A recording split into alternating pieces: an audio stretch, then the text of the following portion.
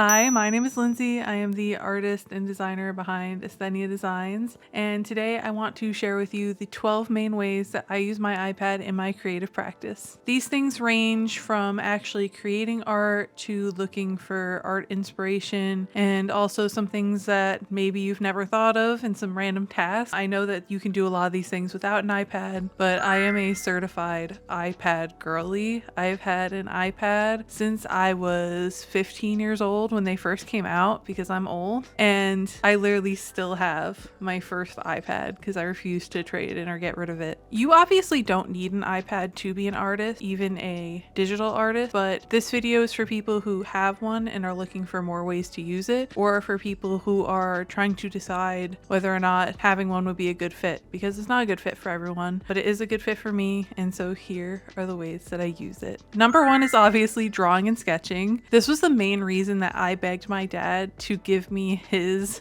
old iPad Pro in like 2018 because I kept seeing artists use Procreate and I so desperately wanted to try it. I have always been interested in digital art. I have used programs like Krita and GIMP using a Wacom bamboo tablet, but I could never get the hand-eye coordination right. I know that that's something that people say comes with time. I gave it time, I just could not do it. And also back then, middle school and high school, when I really wanted to explore digital art, it felt gatekept behind programs like Photoshop, which I did not have access to at the time. And I could never figure out how to create art well in programs like Krita or GIMP when I was young. And that's a skill issue, I'm aware. Once Procreate came out though, I was just so desperate to try it, and the minute that I got my hands on my dad's old iPad Pro, I fell in love. I use Procreate now in my workflow almost daily, and I do that for things that I'll mention later on in the video, like print planning and commission planning and sketching. But for like big actual digital paintings, I do use Clip Studio Paint because as I've evolved in my art journey, I have gotten a true drawing tablet with a screen, a Huion one, not a Wacom, and I've had it for like 7 years now.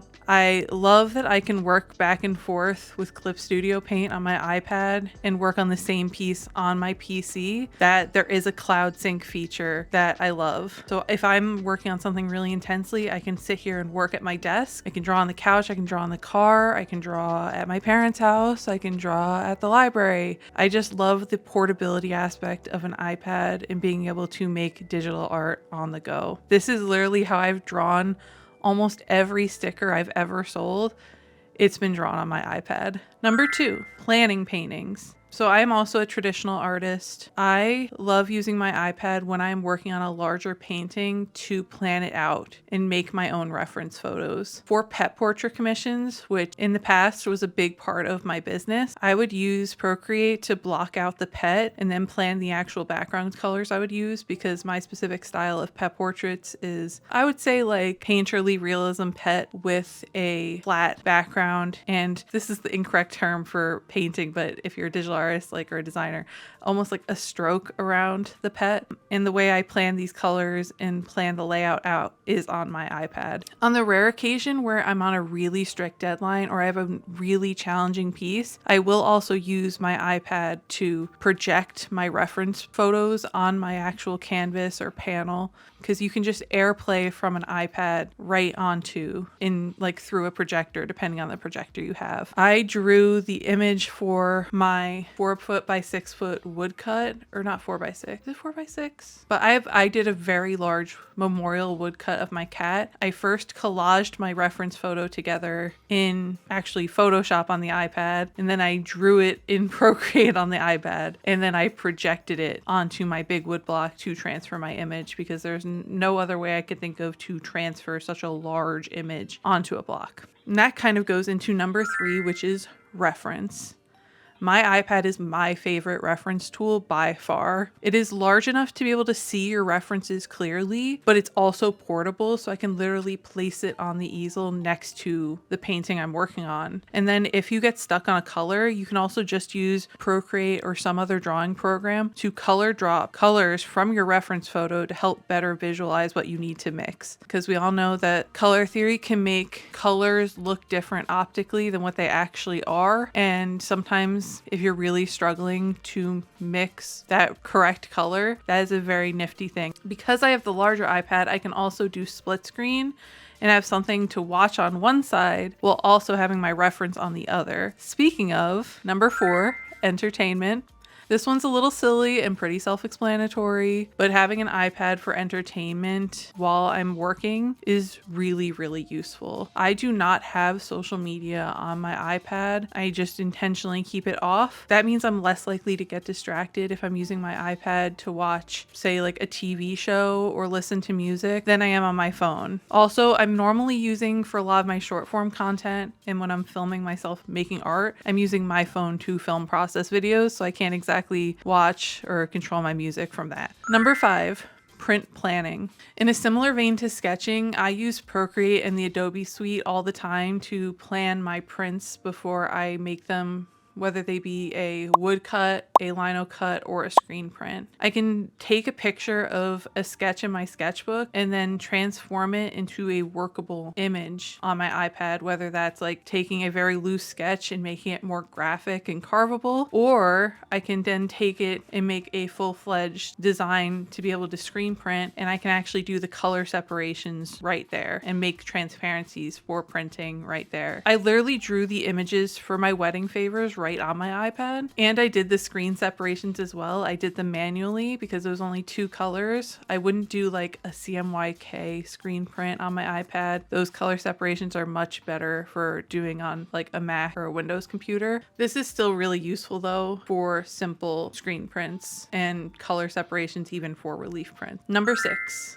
making reference/vision boards. There are so many great programs on the iPad to create both vision boards and reference boards. I use these when I'm coming up with a new project idea, or if I just have a lot of ideas of a general direction that I want my art to go in for a little bit, or even if I have a lot of different references for one piece and I want to be able to look at them all at once while I work on something. It saves a lot of time versus swiping photo to photo, and it really is kind of fun to create them. I use an app called VizRef. It's only $3.99 and it has been worth it in my personal workflow. Number 7, design and graphics.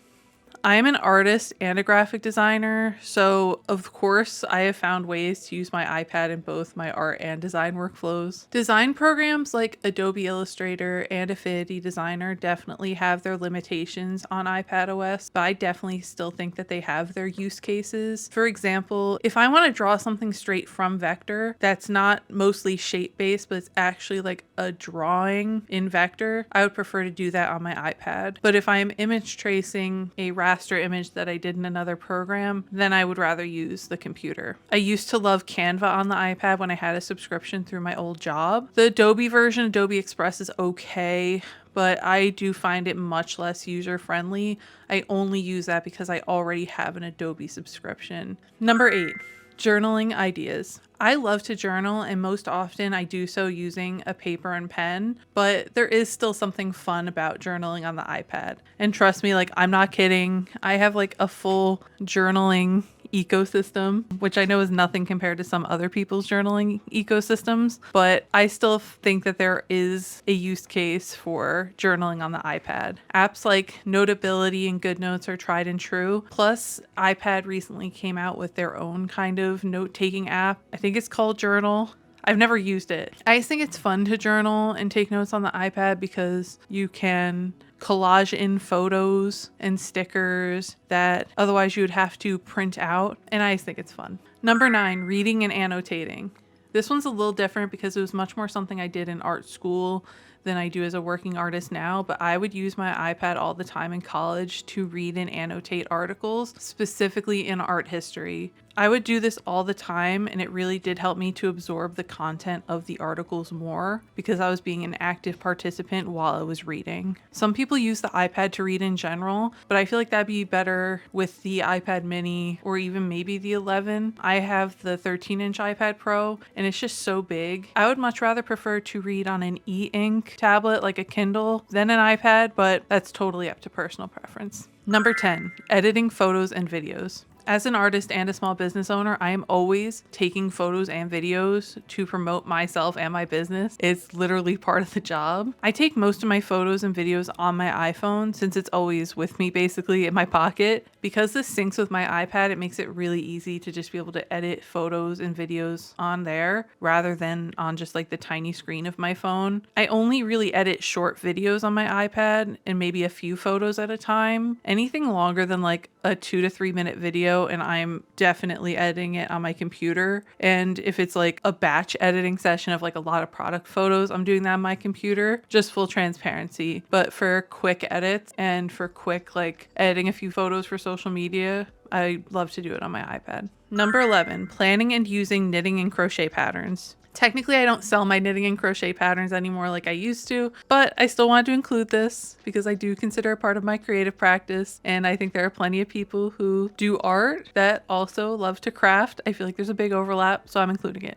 I love doing color work patterns, whether they're the ones I've designed or other people have designed on my iPad, and following along that way. It's just so much easier than trying to go on my tiny phone or trying to like keep the paper good for the entirety of the project, because most times when I print out a color work chart in paper and mark it off with pen, by the end of the project it's like destroyed. It's also really easy to design them on the iPad as well and just then follow along. I use the website Stitch Fiddle to create graph patterns. You can either work from their website row tracker or export it. I just think it's really useful to be able to have that as part of my knitting and crochet arsenal. Number 12, last one, writing and reading video scripts for video content. So I use Notion to plan out all of my social media and my YouTube content. This means maintaining a calendar, writing a script, and writing my shot list. I can do this and look at all of my calendars and stuff from my computer, from my iPad, and even my phone, but I wouldn't recommend it on the phone because the UI, once it gets that small, kind of sucks, I'm not gonna lie. But that means I can also write a full script or notes on my iPad and then read from it while I'm filming a video, like, and bring it with me place to place while I'm filming, like I am doing right now as I accidentally close everything. The one thing I forgot to write on my script that I also feel like kind of goes into the content creation piece is using my iPad to remotely control my camera. With certain cameras, you can actually download their companion app and control it remotely from your iPad. I am filming from a Canon M50, and that connects via Bluetooth or Wi-Fi to my MacBook or PC or iPad or phone to be able to use as a camera remote, which is really cool too. If you've made it this far, thank you so much for watching my video. If you were considering getting an iPad, but were on the fence and weren't sure how you'd use it, I hope this gave you some ideas. Not that I'm in the market of selling you an iPad. I just felt like sharing how I use mine. And if you already had an iPad and had no clue how to use it as a creative, I hope this gave you some ideas, because I've definitely absorbed more and more ideas through the years from other artists that I like follow and know from school. Art is and should be such a community-based practice, and I love sharing the things that I've learned over the years, and I also love learning new things that everyone else shares with me. So that's really the purpose of this video. I hope it gave you some fun ideas. I hope you are having or have had a wonderful week, and I will see you in the next video. Bye!